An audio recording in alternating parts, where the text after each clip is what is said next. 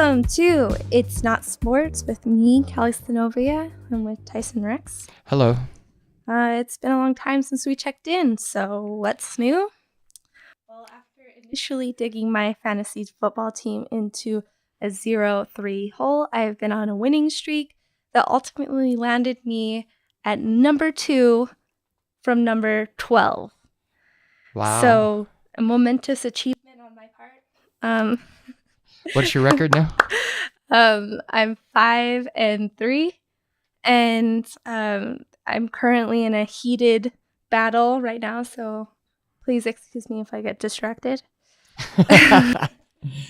What's this heated battle that's going on right now? What's the game? So I have Cooper Kupp, who's playing on the Rams against the Houston Texans, and then I also have the kicker, Zerline from the Rams, and then I'm playing against Matt Ryan and Mohamed Sanu Atlanta, who are playing the Cowboys. So heated contested battles going on currently. So on your team, who's your number one star on your fantasy team? My cash cow has been Le'Veon Bell. And I blame him for making me lose the first 3 games because, as you know, he held out from camp. So I think in retaliation and to let him know that he is not the boss, the Pittsburgh Steelers did not play him as they usually do. They were fortunate to still win those games, which kind of hurt me too. I was hoping they'd just get over themselves and just play him as per usual, but he's been great. So enough about me. What's your standout sports moment since we last recorded? Chiefs 42, Patriots 27. It was September 7th. The sun had not yet set because it wasn't fall. And I got to see vintage Alex Smith. I got to see the long passing attack game. I got to see just a full dominant performance. And then they did for the following couple games. They beat the Eagles the next game. They beat the Chargers 24-10. On September 24th, beat the Redskins, then the Texans, and then finally dropped it to the Steelers. And then they've been, about 50-50 balls since then. But that was just great seeing old Alex Smith, and it was exciting to think, he might be one of the top quarterbacks this year. And I don't know if it's old Alex Smith in my eyes. I've never seen him play so well. He's always been more of a hold it in kind of quarterback, don't make mistakes quarterback, and he was just letting it fly. Like he knew, he trusted his receivers would go up and get it, and you have to take those risks if you're going to be a great quarterback. So that I love that. We're more Utah Ute. Yeah, I mean, I want to see Alex Smith do as good as he can, and they're still a really good team, but they dropped kind of a bomb on the 5th against the Cowboys, which was an entirely winnable game if it was the Chiefs of the first few games. But we'll see. The season's still, about midway through, so we'll see what happens. Yeah, I mean, the field's wide open in the AFC, so we'll see what happens there. What was your favorite sports moment of the last month, roughly? Probably every game that the Eagles have won. The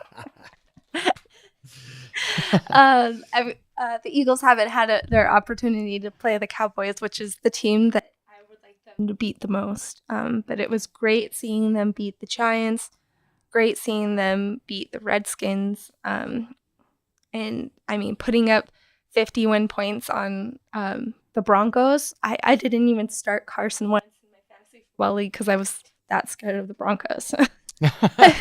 Obviously, that was a mistake, but I mean, I'm blown away. And then to see what happened at the trade deadline, acquiring an actual legit running back, it's really been an exciting season to be an Eagles fan. It's been a long time. Yeah. Yeah, and I mean, I didn't see it coming. I figured they'd be good, but not this good. And Carson Wentz, I mean, that dude can ball. And then look at the Giants. Everyone was thinking they were going to be a top contender, and what a disaster. I didn't think so. And honestly, I don't think they look as bad as they do if they had Odell Beckham. But still, I mean, when they did, they really didn't look like a cohesive team. And that coach, Ben McAdoo, if you ever have seen him in the post-game interviews, I feel like he's trying to be Bill Belichick, but you have to earn some stripes first. You can't just come in and just, like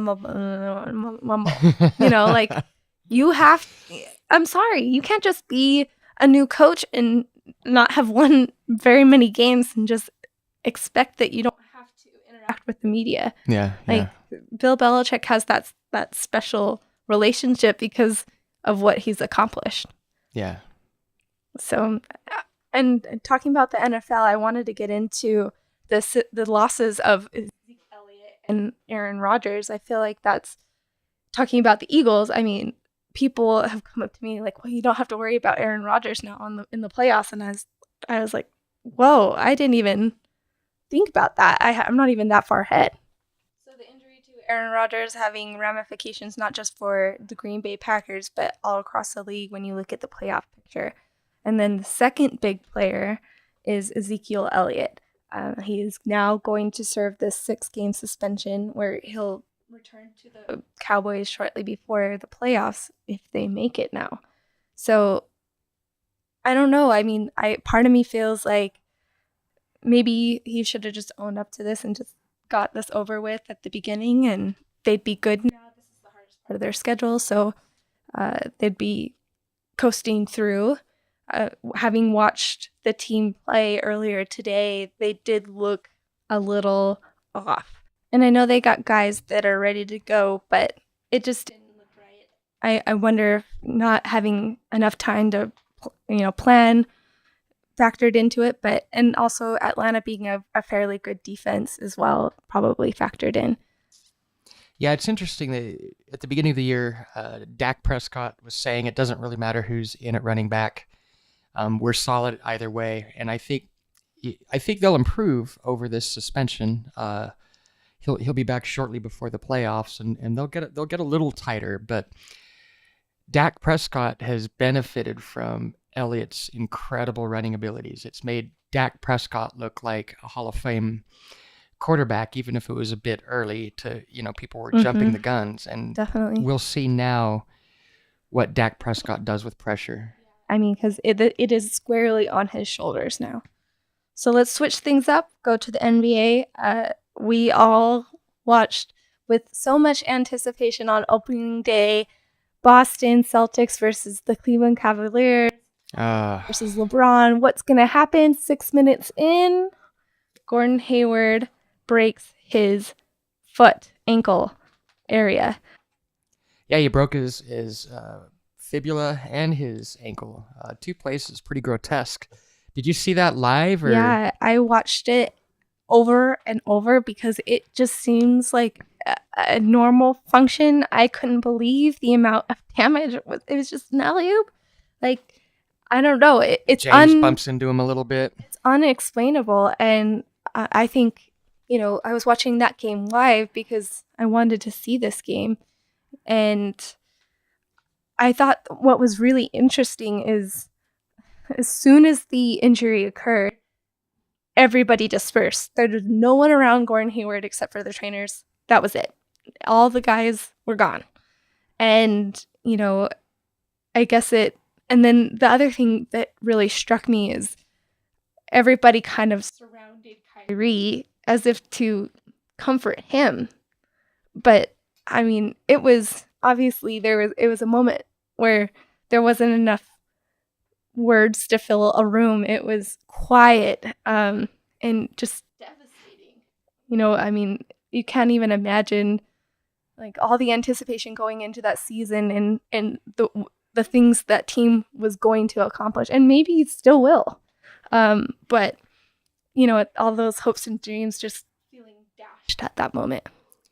What a roller coaster. I mean, I was really sad for Gordon as any of our listeners are well aware, we did a Goodbye Gordon Hayward song right after the trade was announced, and I was excited to see him play. I was going to tune in to watch more Boston Celtics games and see how he progressed and how he was doing with his new team, and it just in a moment, deflation, Yep, totally. immediate deflation. You knew it was bad the instant you saw it. One of the worst ones I've ever seen. Mm-hmm. And then, we had OKC initially start out really well and then dip back down. I still think I don't know why Carmelo Anthony is still in the league sometimes, but what is it with Carmelo? He doesn't do anything. He just sits there and I know that each of these guys, Paul George, Russell, and Carmelo, are used to being the guy to distribute and be the leader. But I don't know. He doesn't play defense. He will always be a great shooter. But I don't know how he gets into his flow now. And going on to the Rockets. The Thunder, well, just a moment on the Thunder, 5-7. Mm-hmm. I didn't realize they were that mediocre. There's you put superstars together. I mean, when James first went to Miami, they were mediocre for a while. It took them a little bit to find their rhythm and find their game, and I think that you're going to be seeing that here with the Thunder. Yeah, definitely. Paul George, Carmelo Anthony, and Russell Westbrook have to learn to play together. Russell's very much a ball hog, and all three of them are. All three are capable of just running the game themselves and making every play. There's very little ball movement, so I think as you said, they'll get that ironed out. They'll find a way to get the ball moving, because I think when you have all three of them touching the ball, it's like, oh my God, who's gonna take the shot? Because they all can. Yeah. So it can be devastating in that way. So, I mean, they'll get it figured out. And moving on to the Rockets. I watched game 1 because that was the game that followed the Celtics. Yeah. And I watched that too. I was looking on the court and just thinking, holy crap, this is such a big mismatch with CP3 and the rest of the team. He's a lot slower. They're not used to dribbling out the clock. And they're just a bang-bang team. So that being said, they've obviously worked things out. They're at the top of the Western Conference right now. Tied with Golden State. The Warriors, exactly. So as of November 12th, Rockets 10-3, Warriors 10-3. Rockets have won their last 5.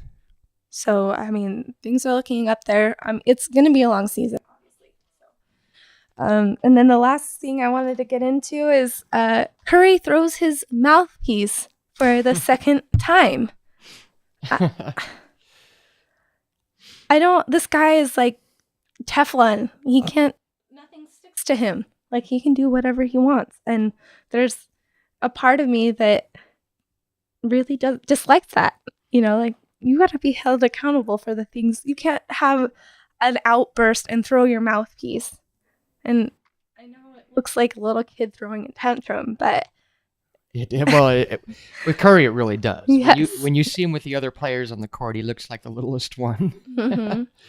But I don't know.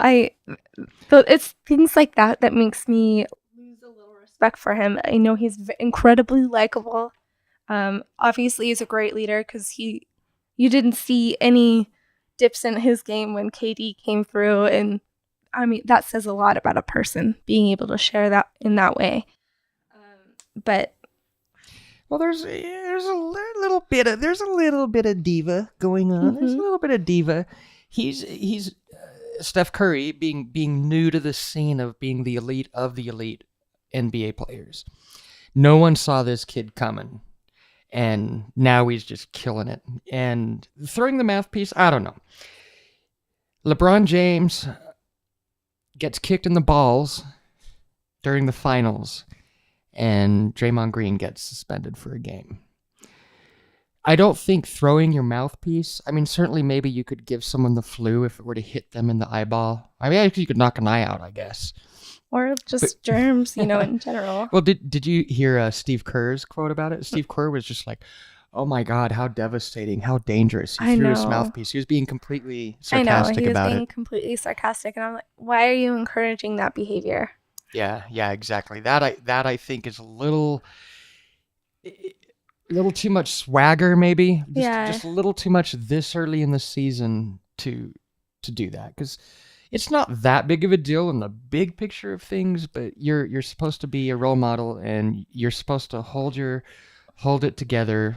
And throwing your mouthpiece is definitely just that's a step too far. Mm-hmm. You get ejected, but you should also maybe face fines and a suspension in the same way that you would with a flagrant foul. Absolutely. And KD, why did KD get ejected? I think he just, I don't even remember why KD got ejected. I think it was mouthpiece related. I think it might have just been a hard foul. But yeah, they obviously didn't care about that game. But yeah.